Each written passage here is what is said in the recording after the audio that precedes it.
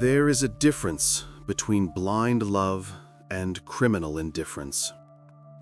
The former is a human weakness. The latter is a choice to ignore the obvious.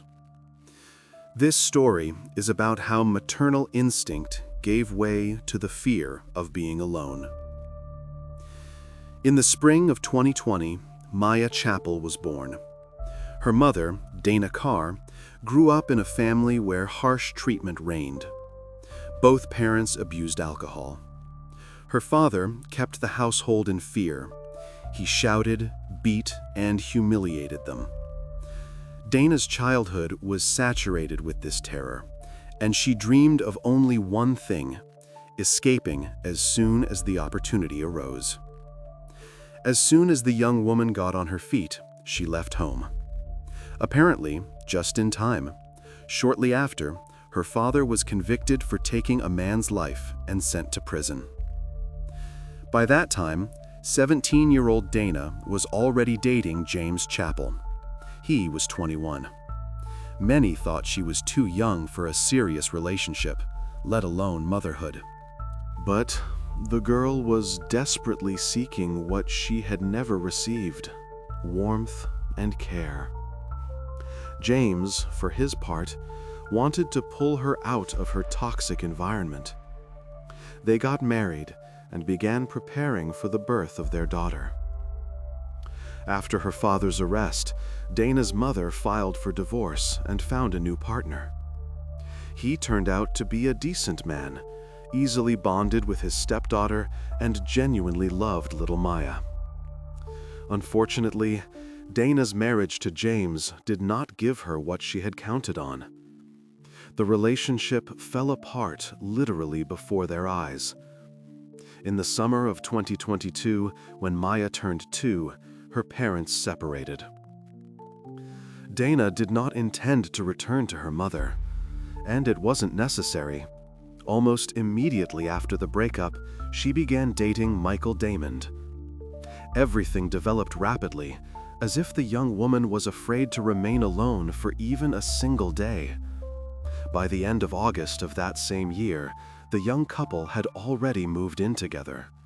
Maya remained living with her mother.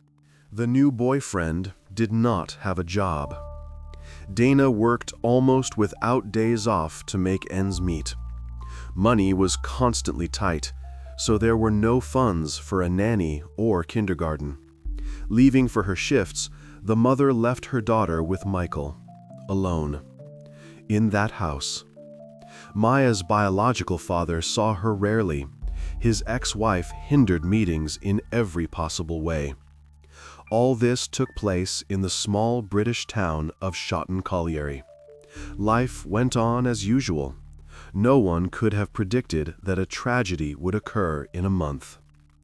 On September 28, 2022, around 10 in the morning, Michael's stepfather, a man named Carl Gallagher, stopped by to see the couple. By that time, the young people had been living together for a month. According to Dana, everything was going perfectly. But when Carl appeared in the house, his attention was drawn to Maya's behavior. She seemed anxious and shied away from Michael. When he entered the room, the little girl froze. This happens. They sense danger instinctively, even if they cannot explain it in words. Even more alarming was the way the young man himself behaved. He spoke nervously on the phone with several banks. They were refusing him a loan. His voice cracked. His fingers clenched the handset. Things were going badly for him. Michael tried to resolve his financial problems, yet convinced his stepfather that everything was under control and there was nothing to worry about. A forced smile, quick assurances. Carl left. After his departure, Michael continued looking for money. He called social services that pay benefits, to no avail. He applied to new banks, rejected again due to a poor credit history. Then he spoke for 16 minutes with a charity fund, his voice becoming increasingly desperate. That didn't work either. A string of failures enraged him. There was silence in the house, only the ticking of the clock on the wall, and the one who could not run away. In the afternoon of that same day, Michael called Dana at work. His voice was steady, almost calm. He reported that Maya had lost consciousness. She was breathing poorly. Dana needed to return home immediately. Dana agreed and asked to leave work right away. Immediately after speaking with her, Michael dialed the emergency service 999. In the recording from the dispatch center, he can be heard explaining the situation, monotonously, without panic.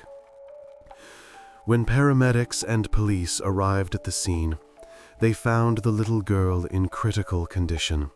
She lay motionless. Her breathing was ragged, barely discernible. Maya was taken to the Royal Victoria Infirmary in Newcastle. She was unconscious. For the next 2 days, medics fought desperately for her life, unsuccessfully. Maya never regained consciousness. The machines were turned off on September 30. The autopsy showed multiple brain injuries. 5 independent experts came to the same conclusion. The trauma was the result of severe abuse. The doctors who worked with Maya were shocked by the scale of the injuries.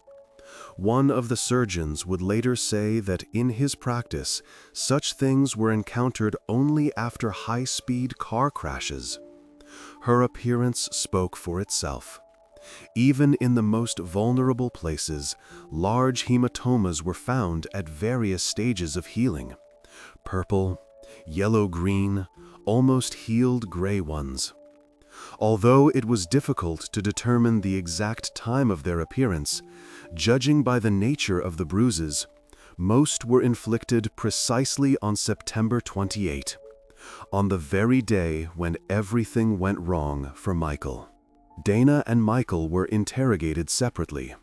Both claimed that Maya was not subjected to abuse. Both were prepared for the questions. They explained that the toddler was very active, constantly running and falling. Like that, clumsy, curious. Therefore, bruises appeared by themselves. Medics immediately refuted these statements. All specialists agreed. Such injuries do not occur accidentally. Never. Detectives delved into the investigation. Relatives of Michael and Dana noticed one detail. Literally, a few days after the couple began living together, bruises started appearing on Maya. The first were noticed on August 26th. Neighbors were walking with their children and ran into Dana and her daughter. Everyone noticed a head injury, which the young woman tried to cover with the little girl's hair. Awkward hand movements when someone approached closer, a quick averting of the eyes. The next day, the family met with relatives. Michael's loved ones joined them as well. Everyone noticed injuries on Maya's body. This time, the young couple stated that she had fallen off a slide. Dana willingly supported her boyfriend's version, nodding her head, adding details. Back then, this calmed those around them, although it was already difficult to believe the story at that moment. There was a bruise not only on her head, but also inside Maya's left ear. It is hard to imagine a situation where such an injury could appear accidentally. Furthermore, around her jaw, there were distinct point marks, as if someone had grabbed her with their fingers, hard, very hard. On September 5, Michael called Dana at work and said that Maya was having trouble breathing. When the mother got off work and arrived home, everything was fine. Maya was playing, breathing normally. But new marks had appeared on her body. The boyfriend immediately wrote them off as accidental falls in the yard, where they supposedly walked while Dana worked. A sweeping gesture with his hand, as if saying, "Well, what's the big deal? They fall constantly." The next day, the mother walked with her daughter herself. Several acquaintances immediately noticed a noticeable cut on Maya's nose, fresh, not yet healed. A few days later, she had a split lip, swelling, a crust of dried blood. The excuses were always the same. She was running, fell, hit herself. Mechanically, without emotion. Then the little girl was briefly handed over to her grandmother, Dana's mother, so she could spend time with her granddaughter. She and the stepfather had a warm relationship. That same evening, when Maya was being bathed, the man noticed bruises all over her body. He even photographed this and sent it to Dana. Despite all assurances, the father saw how the little one's behavior was changing. During rare and inconsistent visits, he noticed that Maya's behavior had worsened sharply. She became unruly, very nervous, constantly cried, and had trouble falling asleep. She flinched at sharp sounds. The father directly linked this to the negative influence of the mother and her new boyfriend, but could do nothing. His hands were tied. The court had already made its decision. In reality, during this period, Michael was under the surveillance of creditors demanding money. This likely affected Maya. He had accumulated a very large debt for illegal substances. Those who sold it began to demand payment. They behaved increasingly threateningly. Calls at any time of day, messages with threats. The tension grew. One evening, James arrived to pick up his daughter from the house where she lived with Dana and Michael, and saw broken windows, shards of glass on the floor, tape on the frame. Both blamed hooligans, but later it was discovered that these were the very people trying to intimidate the debtor in this way. During the next visit, the house was stained with paint, red streaks on the white wall, as if someone tried to write a message. Furthermore, the ex-wife said that a day before James's arrival, someone pulled the fuses from the box. Therefore, they were left without power for almost 24 hours until they figured out what happened. Dana tried to convince her ex-husband that it was hooligans or stalkers. Wide open eyes, nervous laughter. It is hard to say if she was simply lying, or if the young mother really didn't know what was happening in the house. When the biological father developed suspicions of abuse against his daughter, he wanted to collect and document evidence, to present a substantiated claim. Unfortunately, during this same period, Maya's biological mother practically did not let him communicate with his daughter. Under various pretexts, she canceled the handover of the little one for the weekend several times. She said she was sick. She claimed the daughter didn't want to go to her father. Therefore, James could not take action to protect his daughter. Now it became obvious. All this was done intentionally, so that the little one's bruises would heal and uncomfortable questions would not arise. Time was working against him. As soon as the daughter finally ended up visiting her biological father, Dana again began looking for an excuse for the new injuries. She told that Maya had spent several days with her grandmother and grandfather. Allegedly, they made a mistake and did not keep an eye on the little one. Again, someone else's fault, just not hers. Much to James's regret, Maya herself, due to her age, expressed herself very poorly. The father tried to talk to her about this issue, but every time he pointed to the bruises, she used gestures to show that something was hitting, and said, "Dee," quietly, almost in a whisper. Only later did James realize that she was naming Michael, shortening the surname Damon. Naturally, this was not enough to accuse him of what was happening to the little one, until it was too late. During the investigation, a large amount of information was obtained after checking correspondence and phones. It all looked as if Dana did not realize what was actually happening, and she willingly believed any lie that Michael voiced. Most often, he claimed that Maya fell on the playground when they were walking, or ran and hit something in the house. Before meeting this young man, nothing like this had happened in the little one's life. But even these striking changes did not arouse any suspicions in the biological mother. She continued to believe what she was told, and the situation was aggravated by impunity. When James began to actively find out what was happening with the little one, Dana became wary and had a serious talk with her live-in boyfriend. Maya indeed received several strange bruises resembling bites, semicircular marks located in pairs. After this, Michael's strangest excuse was voiced.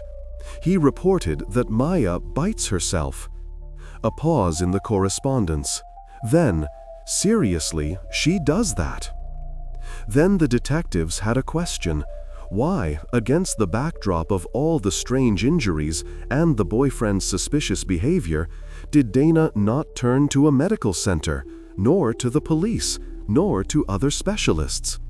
The young mother cited her inexperience.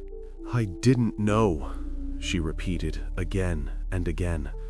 "I thought everything was normal."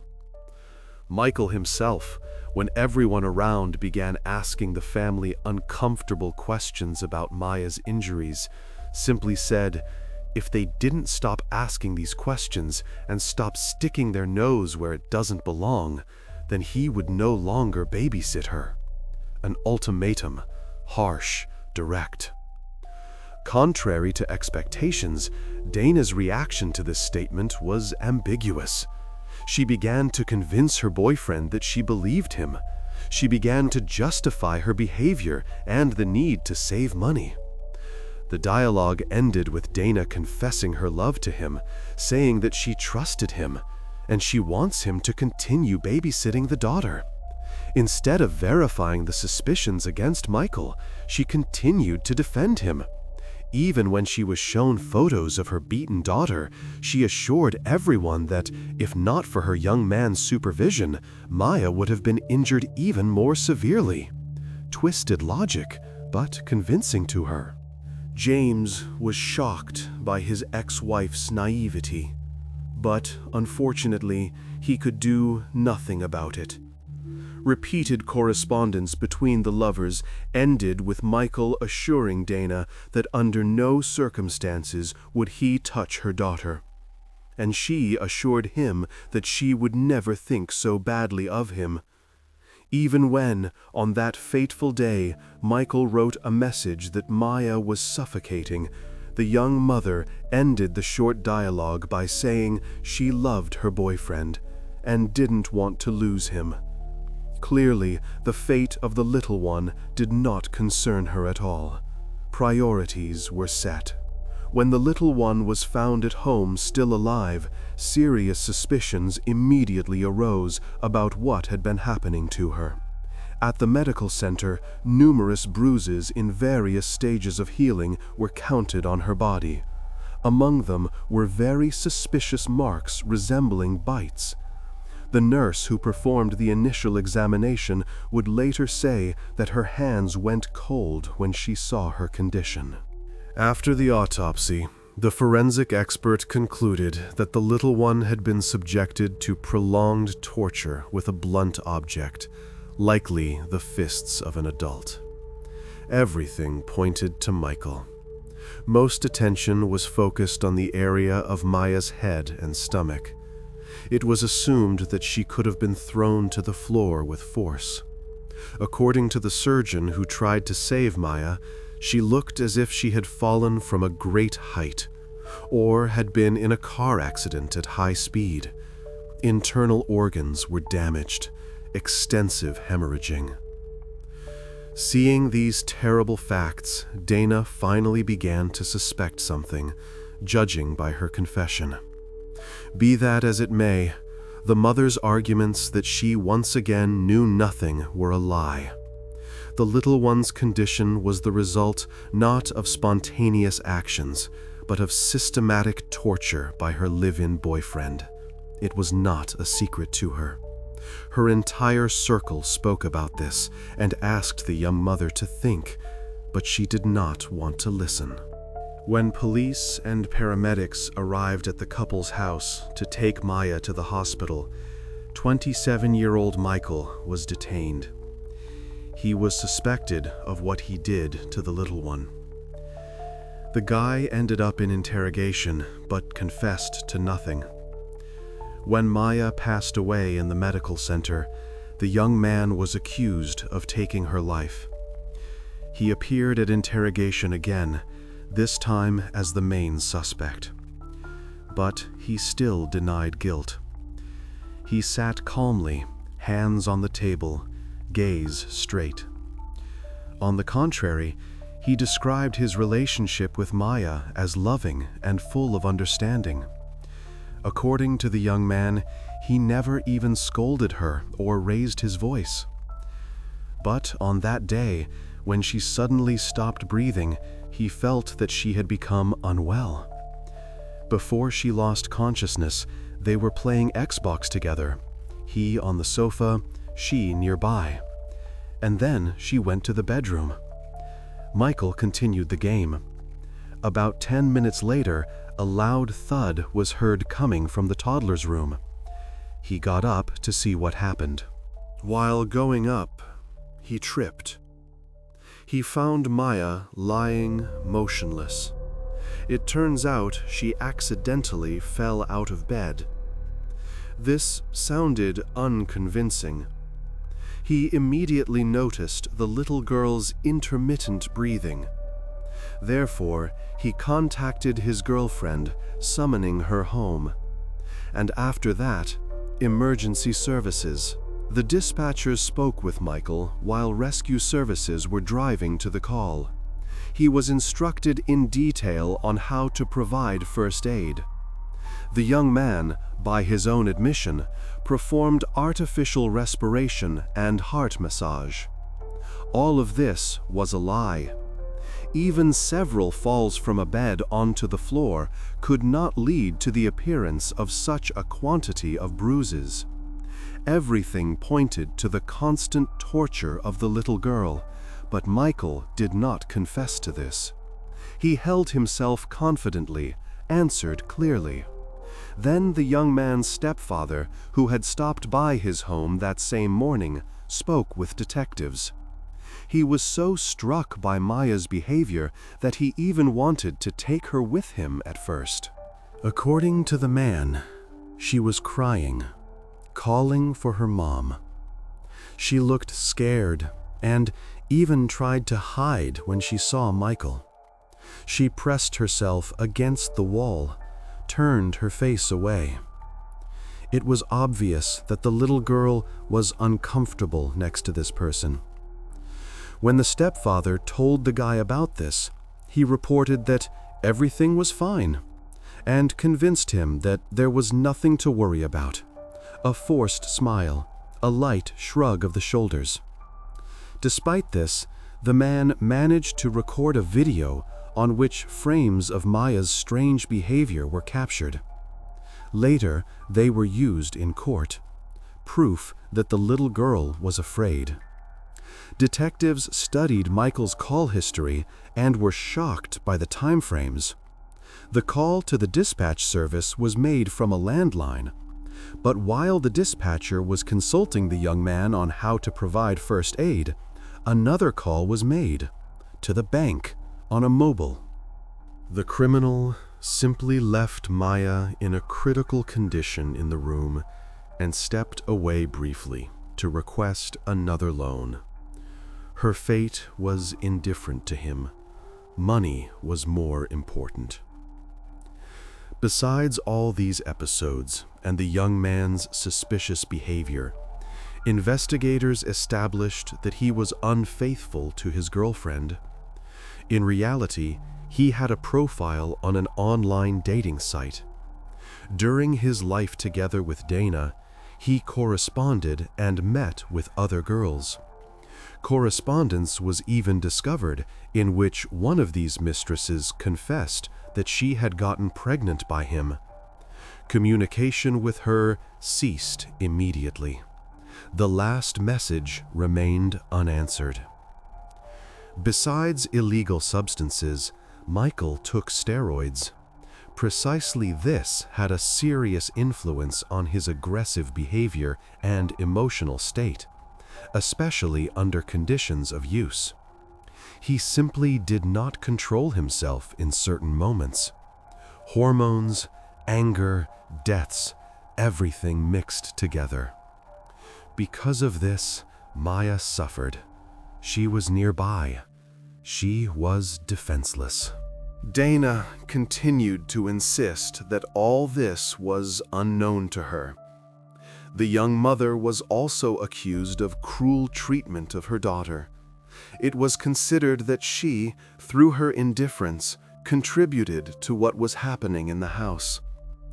Dana was warned about the situation, but did nothing to protect her daughter. Instead, she supported Michael and said she would not leave him. Love is blind, sometimes to the point of tragedy. In October 2023, the real trial began. During this period, the biological mother of the one who was no longer there stated that she was so infatuated with her boyfriend that it blinded her. She simply did not notice what was happening, and did not believe that her partner was causing harm to the little girl. According to her, the young mother did not realize the consequences of the guy's such behavior. For some time, Dana didn't even understand that police officers were placing partial responsibility for what happened on her. When the lawyer managed to convey these simple truths to his client, she changed her behavior. She started crying at the right moments. It turned out that now the young mother repents. However, few actually believed her. Everyone believed that Dana simply wanted to avoid prison time. During the hearings, the defender tried to portray her as a victim who had suffered from cruelty in her childhood at the hands of a cruel father for a long time. In the end, he took a person's life. Dana was used to cruel treatment, which was the norm for her. Emotional traumas clouded her reason and did not let her understand how all this might turn out for the little girl. All these arguments by the lawyer could maximize pity from the jurors, but in no way did they justify her indifference to her daughter's fate. At court, Dana stated that now it was unpleasant for her to even be in the same room as Michael. However, she seasoned her tearful stories with another lie. According to Dana's earlier words, after she lost Maya, she had a termination of pregnancy. Detectives had already heard this story. Now she went further. If in interrogations it was a simple pregnancy, now about twins by Michael. As before, their fate ended tragically. Now, according to Dana, she had an abortion, realizing that Michael had taken her daughter's life. The defendant did not want to have anything in common with him and bear children from him. Voice firm, gaze straight. This argument was immediately checked by the prosecution. There were no medical records confirming pregnancy, termination, or anything else. Emptiness. This lie caused Dana great damage. The jurors considered that she had lied her way into a corner, demonstrated criminal indifference to her daughter, simply ignored obvious dangerous things. Also, A confirmation of the mother's indifference was the fact that after what happened to her daughter, although she split up with Michael, she immediately found herself a new guy, started building a relationship with him, got pregnant, and gave birth to a son. All this did not look like mourning for the one who was no longer there. Life went on, as if nothing had happened. Following the results of the trial, 24-year-old Dana was sentenced to 9 years in prison. Later, the trial in the case of Michael Damon resumed. He refused to admit guilt, unlike Dana. His defender insisted that the client had no sadistic motivation, premeditation, or planning of what happened to Maya. Therefore, what occurred is an accident. Voice sounded convincing, gestures correct. Despite all these pathetic attempts to justify the defendant, Michael was found guilty of taking the little girl's life and sentenced to life imprisonment. However, the court showed leniency and left him the right to parole after 21 years. The cell door slammed shut. The key turned in the lock. The farewell to the little girl took place on November 4th, 2022. A small coffin, white flowers, a few dozen people. After this tragic event, James wrote a final message for his daughter on a social media page. He said goodbye to the little girl, apologized that he could not protect her, and made it clear that they would definitely meet again. The cursor blinked on the screen. Tears fell on the keyboard.